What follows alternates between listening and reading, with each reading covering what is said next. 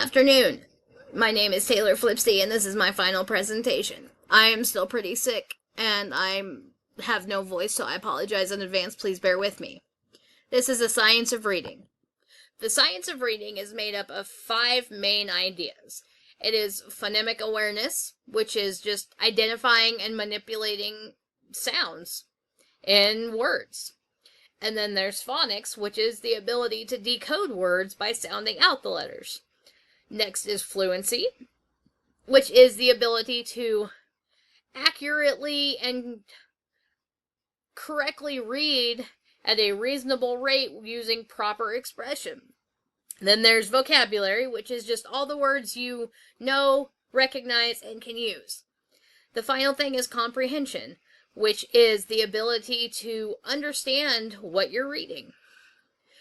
The science of reading itself is the research behind how students learn to read and write and what the most effective methods for teaching these students to read and write are. This is research by neuroscientists and psychologists and people in education just all across all various platforms trying to identify how the most effective ways to teach reading and writing to students are. Why is the science of reading important? It is so important because it helps educators teach students how to read and write proficiently. It gives a basis to where students should be and how they should learn, and it leads to better student outcomes. And with this basis, it helps struggling learners, and it helps identify and address reading issues and difficulties early on. Finding these issues and difficulties early on allows kids early intervention and Title I to get them back on track so they are not fighting reading for all of their school career. It also helps families understand what role they have in helping their children learn to read and write, because children don't just learn at school, they learn at home as well. Phonetics, alphabetics, which include letter knowledge and phonics instruction, fluency, vocabulary, and comprehension, are the 5 essential elements of reading instruction. Now I'll go over the 5 reading instruction elements themselves. The first one being phonemic awareness. This is just the being able to identify and manipulate individual sounds into spoken words. I like using the example bat down below. So if a student hears b, a, t, phonemic awareness helps them turn that into the word bat instead of just the individual b, a, t. Phonetic awareness has 2 major concepts. Decoding, which is the method that helps students relate spoken sounds to written symbols or letters in systematic and predictable ways. So if you say b, they would know to write a b. If you said ah, they would know to write the t, and the t, they would know to, I messed that up. If you said b, they would know to write the b, the ah to write the a, and the t to write the t. And they would turn that into bat as they get the individual letters, so the letter-sound relationships. And then the second part is word recognition. And word recognition is when you just look at a word and you know it, you understand it, you don't have to analyze it or break it down into smaller parts, you just know what it means. And 3 practices or strategies I would use to teach phonemic awareness would be rhyming activities. So take the words hat, sat, bat, cat, pat, and create a sentence or song or just funny thing to help students become aware of the sounds of these words. And then there are sound blending activities where you just say the sounds of a word and students form them into the word. So example, the bat, you say bat. Students would say bat. And then you have sound segmentation activities, which if you said bat, students would be able to identify the individual sounds. So you say bat, they say b, a, t.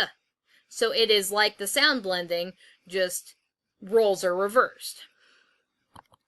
The next part is alphabetics, which includes letter knowledge and phonetics instruction. Alphabetics is the letter knowledge part is just recognizing and being able to name and identify all uppercase letters, lowercase letters, recognize letters that in print, so in books, in magazines, on just toys or something, you just recognize that that is a letter on flashcards and know that there are specific sounds associated with each letter. And then they also, for the phonics part, they need to know that spoken words are made up of individual speech sounds, which are called phonemes. Then each phoneme is represented by specific letters and letter combinations. And 3 practices or strategies I would use to teach alphabetics would be explicit and systematic instructions. This is just an activity that takes specific letter sounds and phonics rules in a clear and structured manner. So say you hold up a flashcard and it's a B, you would want them to say B. It's simple and structured and it's not changing. And after they move on individual sounds, after they know their individual sounds, they would move on to blending sounds to form words. The next would be using decodable texts. Decodable texts are just anything they can read based on their specific phonics skills they have learned. So if they are in higher grade levels, they could be reading chapter books. If they are in very early elementary, it would be like flashcards. It's just where their phonics skills are at. And then phonemic awareness activities. They're just activities that involve the ability to identify, hear, I can't talk today, I'm sorry. Hear, identify, and manipulate letter sounds within a word. You could use rhyming, alliteration, segmenting, and blending words. Just anything that gives the specific sounds in a word. Next is fluency. Fluency is just the ability to read accurately, smoothly, without stumbling over the words or having to sound them out, and with proper expression. There are 4 specific things to reading fluency, and these would be accurate and effortless word identification, so they can just look at it and know what it is. They don't have to sound out every single word. They should be reading at an appropriate grade level reading speed, so a specific amount of words per minute. They should use proper expression when they're reading out loud. So if it is an exclamation mark, they should read with that excitement. If it's a question, they should read it in a questioning tone. And if it's just a period at the end of the sentence, they should not read it with excitement or read it questioning it. 3 practices or strategies I would use to teach fluency would be repeated reading, which is when you give students the same thing to just read over and over and over. It does not change. It is the same thing, and they can focus on reading it accurately and more quickly to improve their accuracy and speed and improve their fluency. Then there's chorale reading, which is my very favorite. I love this one. And it's when teachers and all the students read the same thing out loud together.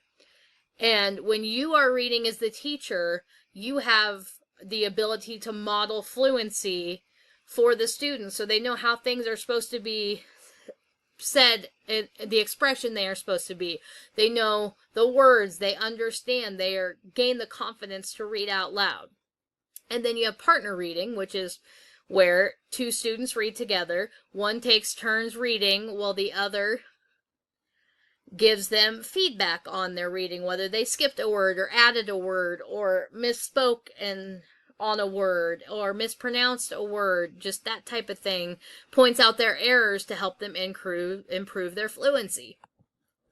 Then you have vocabulary. Vocabulary is just all the words somebody knows, understands, can identify, that type of thing. In the first 5 years of life, kids learn about 10,000 words. And they continue to learn between 2,000 and 3,600 words a year. That is a lot of words. And most of those are learned from conversations, reading on their own, and then things like TV, internet, video games, that type of thing. They just pick up words everywhere. Then there are 4 types of vocabulary: listening vocabulary, which is what they hear; speaking vocabulary, which is what they say; reading vocabulary, which is what they read; and writing vocabulary, which is what they write. 3 practices or strategies I would use to teach vocabulary are semantic mapping, which is when students visually organize, they take and connect words that are related to each other in some way. And then there is contextual analysis. That's when the students use the text around a word that they don't know to try to figure out what the specific word means. Usually the surrounding words will give a lot of clues as to what that word will mean. And the word learn strategies. This is just using different techniques to figure out a word, whether it's using the surrounding text to figure out the word, using a dictionary, or just analyzing the different word parts. Because word parts will give you the definition of a word, because each word part usually means something specific. Next is comprehension. Comprehension is just the ability to read text, process it, and you understand what it means. You get it.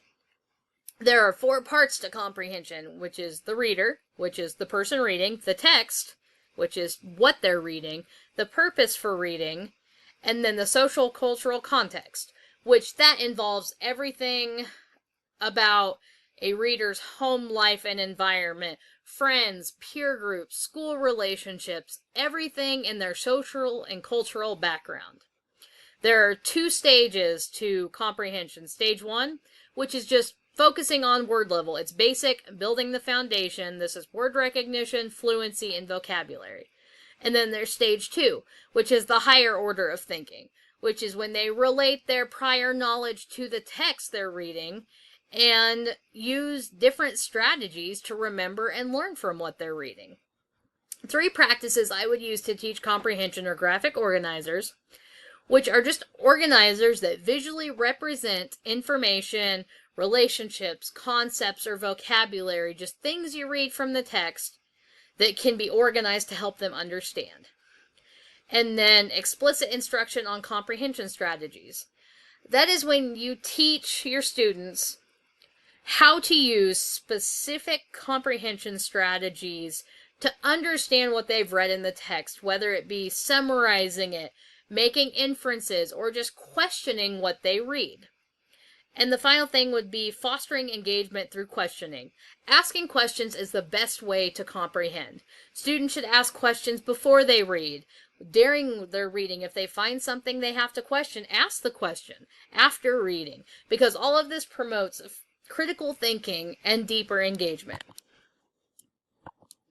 Okay, the 5-block reading writing essentials model. What is it?